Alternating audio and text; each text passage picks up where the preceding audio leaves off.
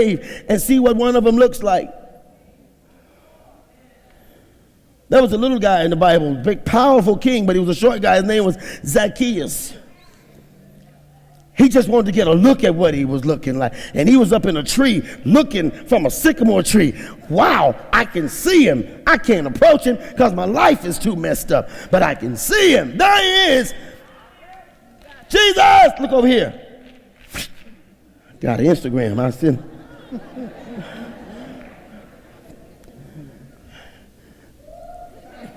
Jesus. See, you got Jesus in the background. Look like they're real close. Yeah.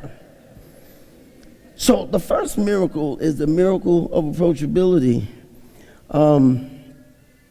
Maybe before you die in this earth, you will be successful at something, and you will see what it feels like to go in a place and people are happy to see you who don't know you.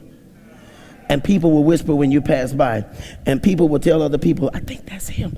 Or people will want to take your picture and you're a total stranger and they have nothing, they know nothing about you except they've heard or they've gotten wind of some of the works that you have done or some of the things that have made you successful. And so now here are all of these guys and they would bathe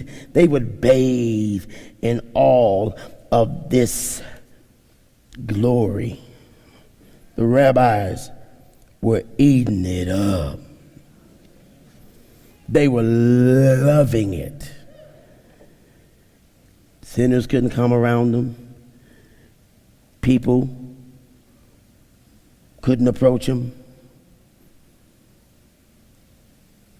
They could judge people, but people couldn't judge them. They could look at you and tell all of your faults, but because you could never approach them, you never knew they had faults. Because wherever they were going to have faults, you weren't going to be around anybody who was going to say something about it because nobody could approach them. And so people would always become very fearful. Now, let's switch it to 2014, guys.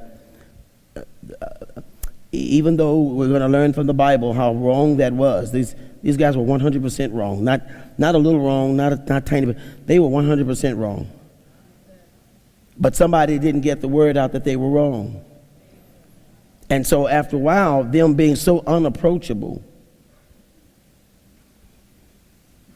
it started to cause other men who were not anything holy in their lives to become jealous of the only answer that we were to get from God, which was coming through God's men. Now, at some point, the priests were so powerful, they would say that the only time you could even get a prayer in was to come to us. And if we don't pray for you, you don't get a prayer in. And that's why Jesus came. He said, wait, God said enough of this foolishness. So now this man hears about Jesus, and that's the miracle of approachability. And I have to repeat that, guys, because, see, we look for other miracles. There are so many other miracles that God is trying to work in your own personal life.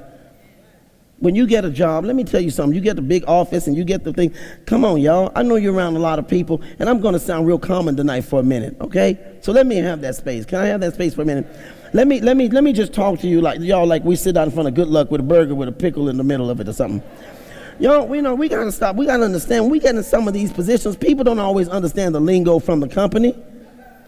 Come on, you know what status quo is now. You know what a resume is now. You know what an interview. See, you know all of these words, but some people don't know that. They haven't had a chance to be exposed. And so they sometimes walk into a place, and I'm not going to make this a racial thing, but they walk into a place and they know they can't qualify for a job. So they're probably looking for the lowest job possible with the lowest pay scale possible. And they really just want to go into work as somebody else's maid or whatever that is, and no downfall of a maid. But they're so glad when they walk into a place and they go, oh, there goes the brother. To all my white members, brother's a short term for another black person like me. And so they just get glad to see that there's a brother in there. Until when they speak to the brother acts like he's from another. They were so glad to see the brother, but the brother went, excuse me. Now, they know that brother knows what's up. They know he knows those two words. The brother's he's been trained to say, excuse me, but he's, you're like, man, man. I'm not your man. See, like, And so sometimes, y'all, people are just glad to see somebody made it who can still come to church. See, y'all don't get it. It's amazing. You've been dying to have a baby and almost died having one. Now you got one and you don't bring your sorry self to church, sister. That's sorry. You're not approachable because of your blessing. Get mad at me, but don't you stand up and chuck nothing at me. It is amazing, brother. You've been flat on your behind. Now you have a job. You got somebody who cares for you, and you keep you and your family sorry at home when all God says, show somebody else how to approach me.